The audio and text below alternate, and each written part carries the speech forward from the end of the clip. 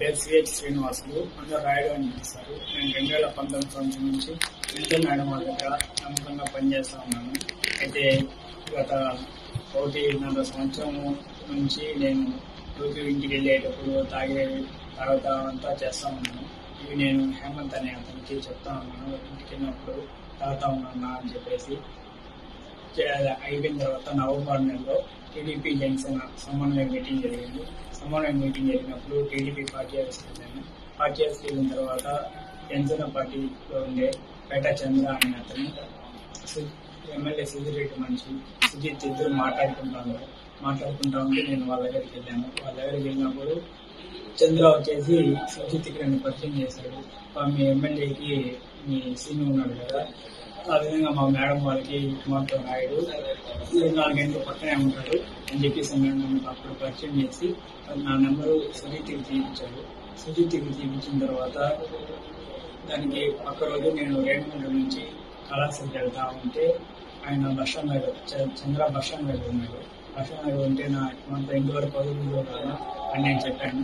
చెప్తే సరే వదులుతాను కదా రాయుడు, వదాంరా, నాకు హేమంత్ చెప్పాడు నువ్వు తాగుతామని చెప్పేసి. మేడం వాళ్ళు కూడా లేదు కదా, తాగుదామనేసి నన్ను కళాశాల ఎస్ఎస్ కళ్యాణ మండపం హైవేలో కళాశాల ఎస్ఎస్ కళ్యాణ మండపం దగ్గరికి తీసుకుని వెళ్ళి మందు తాగిపించాడు. మందు తాగిపించి తాగుతా ఉంటే సుజిత్ ఏమన్నా ఫోన్ చేశాడా అని అడిగాడు. లేదు నాకేం చేయలేదనా అని చెప్పాను. చెప్తానే నాకు జీతం ఎంత ఇస్తారు అవంతా అడిగాడు. నేను 8,000 ఇస్తాను అవంతా చెప్పాను. చెప్పిన తర్వాత సుజిత్ ఫోన్ చేస్తాడు. ఫోన్ చేసి మేడం వాళ్ళ గురించి విషయాలు అడుగుతాడు. అని చెప్పు, నేను డబ్బులు తీసాను వాడికాడ అని చెప్పాడు. విషయాలు మనం ఎందుకు చెప్పాలన్నా వాడికి సుజిత్కి అని చెప్తే ఏదో రాయుడు ఏం కాదు, వాడు మా పక్కన రోడ్డే, నువ్వు చెప్తా ఉండి నేను నీకు డబ్బులు తీసాను అని చెప్పాడు. చెప్పిన తర్వాత మళ్ళీ పక్క రోజు నాకు సుజిత్ ఫోన్ చేశాడు. సుజిత్ ఫోన్ చేసి చంద్ర ఏమన్నా చెప్పాడా అని అడిగాడు. మాతో నువ్వు ఫోన్ చేస్తాడు, మా మేడం వాళ్ళ గురించి అడుగుతాడు, విషయాలు చెప్తా ఉండు, డబ్బులు ఇస్తాడు అని చెప్పాడు అని చెప్పాను. ఎంత డబ్బులు ఇస్తామని చెప్పాడు అని అడిగాడు. లేదు నాకు ఎంత ఇస్తామనేసి ఏం చెప్పలేదు, విషయాలు అడుగుతా ఫోన్ చేస్తాడు, విషయాలు అడుగుతాడు, అది మాత్రం చెప్పు అని చెప్పి నేను డబ్బులు తీసాను అని చెప్పాను. సరే నేను ఇస్తాను అని చెప్పి దానికి మళ్ళీ 2 రోజుల తర్వాత నేను మేడం వాళ్ళ ఇంటి దగ్గర ఉంటే పేట చంద్ర అని అతను ఫోన్ చేసి ఎస్ఎస్ కళ్యాణ మండపం దగ్గర ఉన్నాం రాయుడు, 1 నిమిషం వస్తావా మాట్లాడాలా అని చెప్తే నేను బండి వేసుకొని ఎస్ఎస్ కళ్యాణ మండపానికి వెళ్ళాను. బండి అక్కడికి వెళ్తే అక్కడ ఆల్రెడీ సుజిత్ చంద్ర కూర్చొని మందు తాగుతా ఉంటే నేను వెళ్తాను, నాకు గ్లాస్లో పోసి తాగు రాయుడు అని చెప్పారు. నాకు లేదన్నా మేడం వాళ్ళు ఇంటికాడ నాకు నేను తాగి వాసన వస్తాను తెలుసుకొస్తాను మళ్ళీ ఇద్దరేనా అని చెప్తే 1 గ్లాస్ తాగని చెప్పేసి 1 గ్లాస్ ఇచ్చారు. 1 గ్లాస్ ఇచ్చిన తర్వాత నీకు చెప్పినాను కదా మేడం వాళ్ళ గురించి అడగతా ఉంటాడు, ఫోన్ విషయాలు అడుగుతాడు, డబ్బులు ఇచ్చేస్తాడు అని చెప్పేసి చెప్పాను కదా అని చెప్పి అడిగినాడు. అవును నాకు చెప్పాను నేను చెప్పాను. చెప్పిన తర్వాత 30 లక్షలు ఇస్తాడంటే సుజిత్ విషయాలు చెప్తా ఉంది అని చెప్పారు. 30 లక్షలు అంత డబ్బులు నీకు చెప్పావు 8,000 చేస్తామని చెప్పేసి నేను ఎప్పుడైనా బయట వెళ్ళి బాగా హ్యాపీగా ఉంటాడు అని చెప్పేసి అప్పుడే నాకు 2 లక్షలు తీసిచ్చాడు. చంద్ర అని అతను సుజిత్ 2 లక్షల డబ్బులు ఇచ్చాడు. ఆ 2 లక్షల డబ్బులు నేను తీసుకొని నేను ఇంకా డబ్బులకి పడి ఇంకా డబ్బుల కోసం డబ్బు పైన ఆశ చేసి ఇంకా 2 లక్షలు ఇచ్చారంటే ఇంకా 30 లక్షలు వేస్తారు అని చెప్పేసి ఆ డబ్బులు కూడా తీసుకున్నాను అని చెప్పేసి నేను 2 లక్షల డబ్బులు తీసుకొని పార్టీ హౌస్కి వెళ్ళిపోయి అక్కడ నా ఊళ్ళో నా ల్యాప్టాప్ నేను దాచిపెట్టేసి అలా ఇంటికి వెళ్ళినప్పుడు ఇంటికాడ పెట్టేసి ఖర్చు పెట్టేస్తా ఉన్నాను. ఖర్చు పెట్టేస్తా ఉంటే అప్పుడు నాకు సుజిత్ ఫోన్ చేయడం స్టార్ట్ చేశాడు. ఫోన్ చేసి విషయాలు అడుగుతా ఉన్నాడు, ఎక్కడికి నాకు ఏం చేస్తున్నాడు అంతా అడుగుతా ఉన్నాడు. నేను మొత్తం నేను చెప్తా ఉన్నాను. చెప్పేసి టికెట్ కోసం ఏమైనా ట్రై చేస్తున్నారా అంతా అడిగారు. అవును మనతో పార్టీ హౌస్కి వెళ్తున్నారు, పార్టీ హౌస్లో మాట్లాడుతున్నారు, నాగేంద్ర మనం మాట్లాడుతున్నారు, అది మొత్తం నేను చెప్పేసి ఇంకా ఎలక్షన్ అంతా అయిపోయింది. సుధీర్ రెడ్డికి టికెట్ వచ్చేందు రోజు అన్న వచ్చేసి సుధీర్ రెడ్డిని మాతో సుధీర్ రెడ్డి వీడియో ఒకటి మాట్లాడి ఇప్పుడే కాదు ఇంకో వచ్చే 15 సంవత్సరాలు 20 సంవత్సరాలు మేమే ఇక్కడ ఉంటాము, మమ్మల్ని ఎవరు నుంచి లేదు అని చెప్పి వీడియో మాట్లాడుతూ ఉంటే అన్న వాళ్ళు చూసి సుధీర్ రెడ్డిని తిట్టారు. వీడియో ఇంకా 6 నెలల మీద వచ్చేసి టికెట్ తెచ్చుకొని ఓవర్ యాక్షన్ అంటా ఉంటే నేను అప్పుడు వాడికి వాయిస్ మెసేజ్ వాట్సాప్ లో రికార్డ్ చేసి వాడికి సుజిత్కి పెట్టాను. సుజిత్కి పెట్టిన తర్వాత చంద్ర వచ్చి నేను అడిగాడు, ఇంకా రికార్డ్ ఏదో పెట్టామనుకున్నాయి అనేసి. అవునా సుజిత్ అడిగాడు, దానివల్ల రికార్డ్ ఆన్ చేసి పెట్టినా అని చెప్పాను. చెప్పింది సరే అనేసి తర్వాత మళ్ళీ ప్రచారాలు చేసేటప్పుడు రోజు ఫోన్ చేసి అడుగుతాను, ఏమేమి మాతో పాటు రావడం లేదు, ప్రచారాలు ఇవి నేను సపరేట్గా ఎందుకు చేస్తున్నాను అంతా అడుగుతా ఉన్నారు. లేదు ఆయన సూర్యుడు ఫోన్ చేయడం లేదు అనేసి మేడం వాళ్ళు రావడం లేదు అనేసి నేను చెప్తా ఉన్నాను. 2 సార్లు పేట చిరంజీవి షాప్ ఎదురుగా బైక్ పార్కింగ్ దగ్గర కూడా నేను సుజిత్ చంద్ర ముగ్గురం కలిసి 2 సార్లు అక్కడ మాట్లాడుకుంటా ఉన్నాను.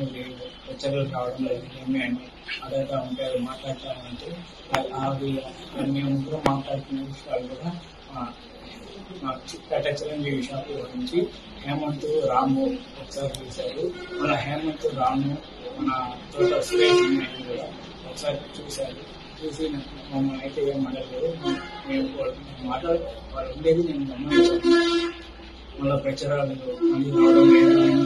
మళ్ళీ నామినేట్ ఎలక్షన్ అంతా అయిపోయిన తర్వాత నాకు మళ్ళీ డబ్బులేమీ లేదు. నేను నా ఫోన్కి కొంచెం ఇబ్బందిగా ఉండి నేను చంద్ర షాప్ దగ్గరికి వెళ్ళాడు. ఏం నా 30 లక్షలు ఇస్తామని చెప్పినాను అనేసి నేను విషయాలన్నీ చెప్పాను కదా, నాకు కొంచెం ఇబ్బందిగా ఉన్నది, నాకు డబ్బులు అర్జెంట్ కావాలి అని చెప్తే పక్కన సరే రాయుడు నేను సుజిత్గా మాట్లాడి చెప్తాను రేపురా అని చెప్పాడు. సరే అనేసి నేను ఒక ఇంటికి వెళ్ళిపోయేసి మళ్ళీ పక్క రోజు చంద్ర షాప్ దగ్గరికి వెళ్ళాను. షాప్ దగ్గరికి వెళ్ళి ఏమన్నా మాట్లాడినావు అంటే ఇప్పుడు మాట్లాడినాను పలా వేరే రమ్మన్నాడు అనేసి నేను బస్టాండ్ పక్కన గవర్నమెంట్ హాస్పిటల్ సమ్మెలో నుంచి అక్కడ గుంతలగడ్డ ఎస్ఎస్ కళ్యాణ్ మండపం నుంచి ఎంజిఎం హాస్పిటల్ నుంచి రిలయన్స్ పెట్రోల్ బంక్ అట్లా శివనార పాలన అక్కడ డ్యామ్ దగ్గరికి తీసుకుని ఉన్నాడు. చంద్ర తీసుకుని వెళ్ళి అక్కడ ఆల్రెడీ సుజిత్ ఉన్నాడు బ్యాగ్ పెట్టుకుని ఉంటే ఏం బాగా మాతో డబ్బులు ఇస్తామని చెప్తున్నాడు కదా మా వాడికి అని చెప్పేటప్పుడు వాడు నాకు 20 లక్షలు ఇచ్చాడు. 20 లక్షలు ఇచ్చే లోపల నేను చంద్ర అన్నాడు, నేను నువ్వు తీసాను 30 లక్షలు కన్నా మళ్ళీ 40 లక్షలు ఇచ్చారు అని చెప్తే లేదు దానికి ఆయన సూర్యుడితో మాట్లాడతారంట, ఇంకో పని వచ్చేదారంట. ఆ పని చేసిన తర్వాత ఆయన వేసాడంట 30 లక్షలు అని చెప్పి ఇప్పుడు అలా 4 లక్షలు పెట్టుకో అని చెప్పేసి ఇమ్మని చెప్పాడు అని చెప్పి సుజిత్ చెప్పాడు. సరే అనేసి నేను ఆ బ్యాగ్ తీసుకొని వెళ్తా ఉన్న టైంలో ఆయన చంద్ర వచ్చేసి వద్దురాయుడు ఈ డబ్బులు తీసుకోవద్దు, నువ్వు తీసుకుపోయినావు ఎక్కడన్నా పెట్టావంటే ఎవరన్నా చూసారంటే మనం అందరం తీసుకురాబడతాము, మన గురించి ఎవరన్నా అడిగారు, నువ్వు ఎక్కడ ఈ డబ్బులు దారి పెట్టుకోలేవు, నువ్వు అడిగినప్పుడు చెప్పు, దీనికి అవసరం పడినప్పుడు చెప్పు, నేను ఇస్తా ఉంటాను, నేను కూడా ఏమైనా వాడుతూ ఉంటే నాకు అది పెట్టుకుంటాను అని చెప్పేసి దాంట్లో వచ్చి ఇంకో 2 లక్షలు తీసిచ్చాడు.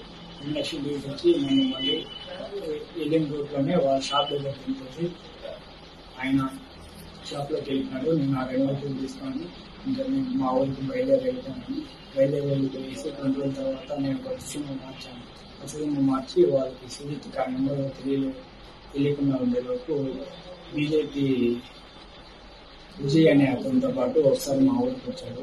మా ఊరికి వచ్చి విజయ్ మా ఊరికి వచ్చి నాతో మాట్లాడినాడు. సుజిత్ వచ్చేసి నాతో ఏమి పోవడం లేదంటే నేను అక్కడికి అని అడిగాడు. అవును నేను రోజు ఇంటిలో ముందు వస్తానని చెప్పాను, దానికి వద్దన్నది నేను సరైన సిద్ధమని అయిపోయాను అని చెప్పాను. లేదు అక్కడ పోకపోతే ఎక్కడ నేను ఎమ్మెల్యే 30 లక్షలు ఇస్తానని చెప్పి ఇంకో పని చెప్తానని చెప్పాను కదా, పోతే నేను ఆ పని చేయగలుగుతావు, పోకపోతే ఎట్లా పోవాలని ఖచ్చితంగా నాకు అని చెప్పాడు. వాడు చెప్పిన తర్వాత సరిగ్గా వెళ్తాను అని చెప్పాను. ఇప్పుడు వాడతాను నెంబర్ నాకు అడిగాడు. అడిగేలోపు నేను అప్పుడు కొత్త సిమ్ తీసుకోండి, ఆ కొత్త సిమ్ నెంబర్ వాడికి ఇచ్చాను. వచ్చిన తర్వాత ముందులాగా నేను ఫోన్ చేసి ఇక్కడ నాకు వేరే విషయాలు అడుగుతా ఉన్నారు, నేను చెప్తా ఉన్నాను, ఒకసారి ఉన్నట్టుండి మ్యాక్సిమం మీ సార్ని చంపేమన్నాడు ఎమ్మెల్యే అని చెప్పారు. వాడు చెప్పిన తర్వాత నేను 2 సార్లు కార్లో వెళ్ళేటప్పుడు ట్రై చేశాను చంపేస్తాను అనేసి, కానీ అది కుదరక నేను వెళ్ళిపోయి మేడం వాళ్ళు వచ్చి కొంత కావాలనే చేస్తాను కదా, కొంత డ్రైవింగ్ వెళ్ళి అమౌంట్ దిగుదా అని చెప్పేసి నేను అప్పుడు డ్రైవింగ్ వెనకాల చదివి దాని తర్వాత నాకు డ్రైవింగ్ వేయకుండా వేరే పని పెట్టుకున్నాను. నేను సుజిత్కి చెప్పాను, నాతో చేస్తానండి, అది చేసి నాకు కారు ఇవ్వడం లేదు, డ్రైవర్ని మార్చేసినారు అని చెప్పాను. చెప్పిన తర్వాత సరేలే అనేసి గమనైపోయిన తర్వాత ఏప్రిల్ 6వ తారీఖు నాకు నైట్ ఫోన్ చేసి కోకోకోలా ఫ్యాక్టరీ దగ్గర రూమ్లోకి రమ్మని చెప్పారు. నేను అప్పుడు ఇంటికి ఆఫీస్ ఆలస్యంలో పార్టీ ఆఫీస్ నుంచి మా ఊరు ఆర్చిగాడికి వెళ్ళి అక్కడ అతని కోసం వెయిట్ చేస్తా ఉన్నాను. ఆ వెయిట్ చేస్తా ఉంటే సిటీకి వచ్చి తీసుకొని వెళ్ళారు. అది వచ్చేసి మన కోకోకోలా ఫ్యాక్టరీ ఆపోజిట్ లో ఒక ఇల్లు లాగా ఉంటుంది, ఆ ఇల్లు గడికి తీసుకొని వెళ్ళారు. తీసుకొని వెళ్ళిన తర్వాత చంద్ర కూడా వచ్చాడు. అక్కడికి వచ్చి మామూలుగా మందు తాగుతా ఉన్నాము. నైట్ తాగుతా ఉంటే సిటీతో వేసి చంద్ర అని అడిగాడు, ఇంకా మీ వాడికి ఇచ్చినప్పుడు ఇంకా ఇచ్చేసినామా లేదా అని అడిగాడు. లేదు నాటగా ఉన్నది, అడిగినప్పుడు ఇస్తాను అని చెప్పాడు. మాతో ముందుకు నువ్వు అన్నదానం చేస్తాను అనేసి సుజిత్ చంద్ర అని అడిగాడు. లేదు ముందు అంటే అప్పుడు వ్యాపారాలు బాధ్యతనే చేసినాము, ఇప్పుడు కుదరడం లేదు, ఆ డబ్బుల్లో ఇచ్చిన డబ్బుల్లో నుంచి చేస్తా ఉన్నాను అని చెప్పాడు. మీ మేడం వాళ్ళు బర్త్డే వస్తుంది, ఏం ప్లాన్ చేస్తున్నారు అని అడిగాడు. అడిగిన తర్వాత ప్రోగ్రామ్ ఏం లేవు, ప్రోగ్రామ్ అనుకోవడం లేదు, ఇంకా ఏం ప్లాన్ చేయలేదు అని చెప్పాడు. సరే మీ వాళ్ళని అమ్మచ్చా రికార్డు అమ్మకి చేస్తున్నాను మాట్లాడేది అవంతా అడిగినాను. లేదు అంత ఏం చేయలేదు అని చెప్పాడు. చెప్పిన తర్వాత అతని చంద్రాన్ని అతనికి ఫోన్ వచ్చేవాడు పోయి ఫోన్ మాట్లాడతా అట్లే వెళ్తున్నాడు. అలాగే నాకు కూడా మంది పోయి నేను పని చేసే టైంలో సుజిత్ వచ్చేసి నాకు ఫోన్ తీసుకున్నాడు. నాకు ఫోన్ తీసుకొని ఏదో నైట్ మొత్తం చూశాడు. చూసిన తర్వాత నేను అప్పుడు పని చేసాను. తర్వాత వేసి ఫోన్ చేసేటప్పుడు ఛార్జింగ్ అయిపోయి మళ్ళీ అతనే కేబుల్ ఇచ్చాడు. కేబుల్ ఇచ్చి ఛార్జింగ్ పెట్టుకుంటా ఉంది. అర్ధగంట అది ఛార్జింగ్ పెట్టుకుని నేను తిరుపతికి వెళ్ళాను. హాస్పిటల్ కాబట్టి తిరుపతికి వెళ్ళిన తర్వాత మళ్ళీ ఫోన్ చేశాడు సుజిత్. ఫోన్ చేశాక అంతా తిరుపతికి వచ్చినాను అని చెప్పాను. చెప్పిన తర్వాత సరే అయిపోయిన తర్వాత నైట్ ప్లేస్కి వచ్చేసి అని చెప్పాడు. సరే అనేసి నేను అక్కడ అయిపోయిన తర్వాత నాతో పవన్ అనే అతను ఉంటే అతన్ని వాడికి మెతుకంగా దగ్గర టిఫన్ అంతా తీపిచ్చి వాడికి మందు తీసుకోమని చెప్పేసి వాడికి చెప్పి ఆర్చ్ కార్డు తీసేసి వాడిని పంపించేసి సుజిత్ వచ్చి నన్ను ఆ రూమ్ కాడికి తీసుకొని పోయాను.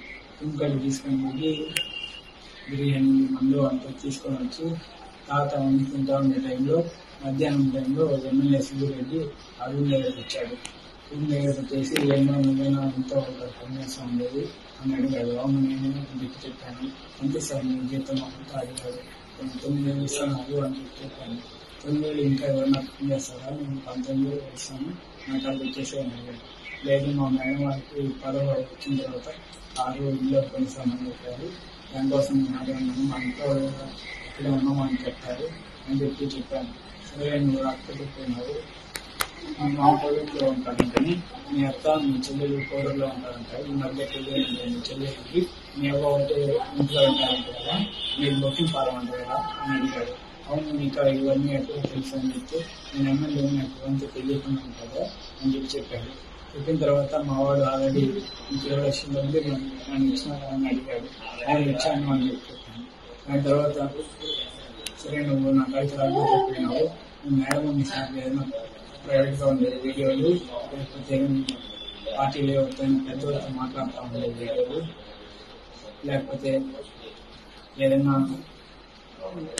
నన్ను చెప్తా ఉండే వీడియోలు లేకపోతే మీ మేడం ఏదైనా వరదగా ఉండే వీడియోలు నాకు ఇచ్చేసేది, ఆల్రెడీ మా వాళ్ళు చెప్పినారు కదా మీకు 30 లక్షలు డబ్బులు ఇస్తామని చెప్పేసి వాడు పక్కన డబ్బులు ఓపెన్ చేసి చూపించి ఈ మాత్రం అవి నాకు ఇచ్చేసినా ఉంటే ఈ డబ్బులు మీకు ఇచ్చేస్తాను, నేను బయట పంపించేస్తాను, మీ పేరు ఎలా రాయను అన్నీ వెళ్ళి హ్యాపీగా బతుకు అని చెప్పేసి చెప్పి డబ్బు లేకుండా తీసుకుని వెళ్ళిపోయాడు.